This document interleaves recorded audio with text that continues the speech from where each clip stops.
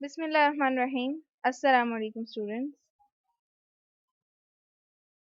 This is your lecture number 1 of the new chapter that we are going to start, and I am your teacher Laiba Faisal.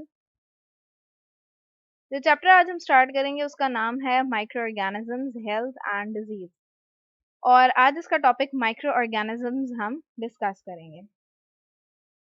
ये chapter आपकी book के page number 11 और 12 पे है। Kindly अपनी books के pages खोल लीजिए। So let's start unit 2 microorganisms health and disease. All foods contain substances which the body requires. हम जो भी खाना खाते हैं उसके अंदर वो तमाम चीजें मौजूद होती हैं जिनकी हमारे जिस्म को जरूरत होती है। Some foods are better than others. कुछ खुराक दूसरी खुराक से बेहतर होती है। Because they have a higher food value. क्योंकि उनकी फूड वैल्यू ज्यादा होती है। जैसे अक्सर आपको बड़े मना करते हैं कि बाहर की चीजें ना खाएं या दुकान से खरीद के चीजें ना खाएं, क्योंकि उस खुराक से बेहतर है आपके घर की खुराक जो आपके घर में पकी हुई है या जो साफ सुथरे माहौल में बनाई गई है। This means they contain more substances that the body can use. इसका मतलब है कि इन चीजों में, यानी जो आपके घर में बनाई जा रही हैं चीजें, उनके अंदर वो चीजें ज्यादा तादाद में मौजूद हैं जो कि हमारे जिस्म को चाहिए। जैसे अगर आप बाहर से कोई चीज लेकर खाते हो तो उसके अंदर इतनी चीजें, वो ज्यादातर हमारी उसमें ऐसी चीजें शामिल होती हैं जो हमारे जिस्म को नुकसान पहुंचाती हैं, ना कि फायदा। जबकि अगर आप साफ सुथरे माहौल में बनी हुई जो चीज खा रहे हो या घर में जो बनी हुई चीज खा रहे हो उसके अंदर आपके जिस्म को जो चीजें जरूरत हैं वो ज्यादा मिकदार में मौजूद होती हैं। Did you know that food can also be bad for you? क्या आप जानते हैं कि खाना या खुराक आपके लिए नुकसानदेह भी साबित हो सकती है या बुरी भी होती है। Eating too much of one kind of food can be bad for you. एक ही तरह का खाना, मुसलसल खाना आपके लिए नुकसानदेह साबित हो सकता है। जैसे कि अगर कुछ लोगों को चावल बहुत पसंद होते हैं तो उनका मुस्तकिल चावल खाना भी नुकसानदेह साबित हो सकता है। Eating too little of some foods can also be bad for you. और किसी चीज का बहुत कम तादाद में खाना भी आपके लिए नुकसानदेह साबित हो सकता है। क्योंकि देखें, हमारे जिस्म को, अगर आपको याद हो तो हमने 4 क्लास में पढ़ा था मुख्तलिफ चीज़ों के बारे में, जैसे कि प्रोटीन्स, कार्बोहाइड्रेट्स, मिनरल्स। ये सारी चीज़ें मिलकर हमारे जिस्म को मुकम्मल करती हैं, हमारे जिस्म की ज़रूरियात को मुकम्मल करती हैं। तो कुछ चीज़ों में विटामिन्स मौजूद होते हैं, कुछ चीज़ों में कार्बोहाइड्रेट्स होती हैं, कुछ चीज़ों में हमारे पास मिनरल्स होते हैं। तो ये सारी जो मुख्तलिफ चीज़ें हैं, हर चीज़ हमारे जिस्म को चाहिए। अगर आप एक ही चीज़ लेते रहोगे तो वो भी हमारे जिस्म के लिए नुकसानदेह साबित होगी, और अगर आप कोई चीज़ बहुत कम मिकदार में ले रहे हो तो वो भी हमारे जिस्म के लिए नुकसानदेह साबित होगी, क्योंकि हमारे जिस्म को तमाम चीज़ें बराबर मिकदार में चाहिए। अब अगर यही वाली चीज़ अगर आप याद करें, कार्बोहाइड्रेट्स, प्रोटीन्स, विटामिन्स, मिनरल्स वाली, तो जो आपने 4 क्लास में पढ़ी थी उस कॉन्सेप्ट को आपने रिवाइज करना है और इस कॉन्सेप्ट चेक के बॉक्स को आपने खुद से फिल करना है। अब आते हैं हम अपने ओरिजिनल टॉपिक की तरफ, जो कि है माइक्रो ऑर्गेनिजम्स। माइक्रो का मतलब होता है बहुत छोटे, और ऑर्गेनिजम्स हम लिविंग थिंग्स को कहते हैं, जानदार चीजों को कहते हैं जो कि एक मुकम्मल ऑर्गेनिज्म हो। ठीक है। Although you can easily count large living things. आप अपने इर्द गिर्द मौजूद बड़ी बड़ी लिविंग थिंग्स को काउंट कर सकते हो, दैट यू सी। जैसे कि फॉर एग्जाम्पल आपके इर्द गिर्द जानवरों को देखते हो, पौधों को देखते हो, या फिर आप इंसानों को देखते हो। ये सारी वो लिविंग थिंग्स हैं जो आप अपने इर्द गिर्द देखते हो और इजीली उनको काउंट भी कर सकते हो। फॉर एग्जाम्पल आप ये बता सकते हो कि आपने आज दिन में कितने पौधे देखे, या कितने इंसान देखे, या कितने जानवर देखे गली में। ठीक है। There are millions of living things around you that are very tiny. हमारे इर्द गिर्द बहुत सारी ऐसी चीजें मौजूद हैं जो कि बहुत ज्यादा छोटी हैं। We call these tiny organisms micro organisms. और हम इन छोटे छोटे ऑर्गेनिजम्स को माइक्रो ऑर्गेनिजम्स कहते हैं, because we need a powerful microscope to see them.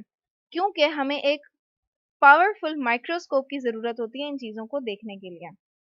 ठीक है। अब जैसे कि फॉर एग्जांपल जर्म्स हैं, आपके हाथों पर बेशुमार जर्म्स मौजूद होंगे, लेकिन वो अभी आपको नजर नहीं आ रहे, क्योंकि वो इतने छोटे हैं कि हमें उनको माइक्रोस्कोप लगा के देखना पड़ेगा। और इसीलिए हम इनको माइक्रो ऑर्गेनिजम्स कहते हैं, क्योंकि हमें इन्हें माइक्रोस्कोप लगा के देखना पड़ता है, माइक्रोस्कोप के बगैर ये हमें नजर नहीं आते।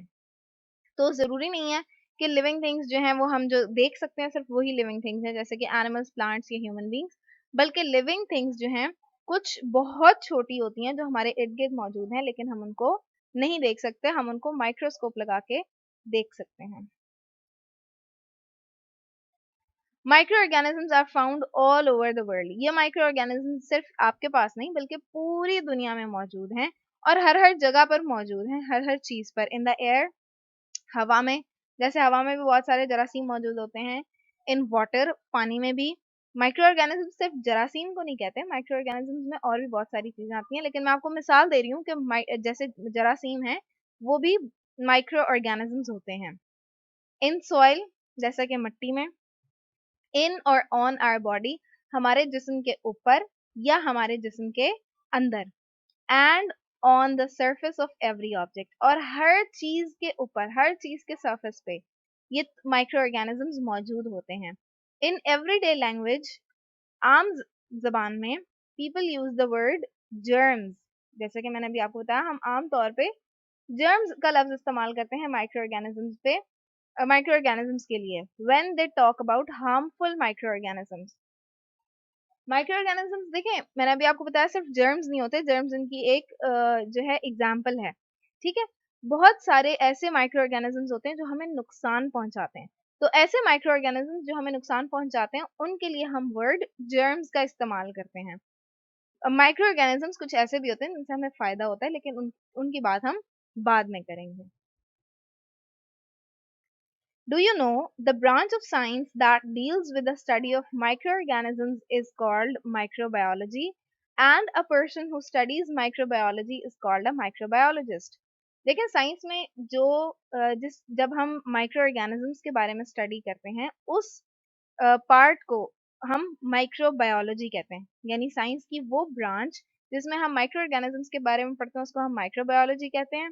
और वो बंदा जो माइक्रोबायोलॉजी पढ़ता है उसे माइक्रोबायोलॉजिस्ट कहते हैं, जो बाकायदा तौर पर माइक्रोबायोलॉजी पढ़ता है, उस पर एक्सपेरिमेंट्स करता है, उसको स्टडी करता है, तो उसे हम माइक्रोबायोलॉजिस्ट कहते हैं। अब हम यहाँ पर एक और चीज देख लेते हैं। Some living things are made up of only one cell and are called unicellular और सिंगल सेल ऑर्गेनिजम्स। कुछ लिविंग थिंग्स ऐसे होते हैं जो कि सिर्फ एक सेल से मिलकर बनते हैं और उन्हें यूनिसेल्यूलर या सिंगल सेल ऑर्गेनिजम्स कहा जाता है। Most of the unicellular organisms are microscopic. जो यूनिसेल्यूलर ऑर्गेनिजम्स होते हैं जिनकी बॉडी में सिर्फ और सिर्फ एक सेल मौजूद होता है वो माइक्रोस्कोपिक होते हैं ज्यादातर। Human beings, other animals, and plants are made up of billions of cells and are called multicellular। यानी मल्टीसेल्यूलर वो ऑर्गेनिजम्स होते हैं जिनकी बॉडी एक से ज्यादा सेल से मिलकर बनी होती है, जैसे कि ह्यूमन बींग्स या एनिमल्स और प्लांट्स। तो इनकी बॉडी ज्यादा सेल से मिलकर बनती है, इसलिए इनको मल्टीसेल्यूलर कहा जाता है, और जिनकी बॉडी एक सेल से मिलकर बनती है उनको यूनिसेल्यूलर कहा जाता है। Make a title page of chapter micro organisms, health and disease. इस चैप्टर का आपने टाइटल पेज बनाना है, और कीवर्ड्स जो मैं अभी आपको दिखाऊंगी वो आपने अपने रजिस्टर में लिखनी है। तो पहला काम जो आपने करना है वो टाइटल पेज बनाना है। उसके बाद ये तमाम कीवर्ड्स आपने अपने कॉपी में लिखने हैं, लेकिन लिखने से पहले आपने रेड लाइन पर डेट डालनी है और इसकी इन सारे कीवर्ड्स की नंबरिंग करनी है। टाइटल पेज याद रहे आपने ब्लैंक पेज पे बनाना है। अपना काम वक्त पर मुकम्मल करें और अपना ख्याल रखें। अल्लाह हाफिज।